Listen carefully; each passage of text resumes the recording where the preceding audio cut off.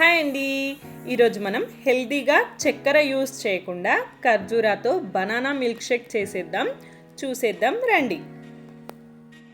నేను ఇక్కడ బాగా పండిన 3 అరటి పండ్లను తీసుకున్నాను.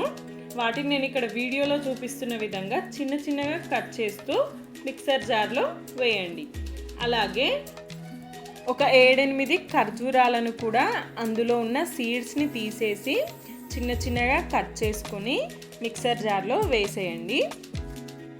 ఈ మిల్క్ షేక్ చల్లగా ఉంటే బాగుంటుందని చెప్పి నేను ఇక్కడ ఐస్ క్యూబ్స్ని కూడా వేస్తున్నాను. మీకు ఇష్టం ఉంటే వేయండి, లేకపోతే స్కిప్ చేయొచ్చు. తర్వాత దీన్ని గ్రైండ్ చేయండి. తర్వాత అందులోనే ఒక 2 కప్స్ ఆఫ్ మిల్క్ను కూడా యాడ్ చేయండి. మిల్క్ వేసిన తర్వాత కూడా ఒకసారి గ్రైండ్ చేసి పక్కన తీసుకోండి.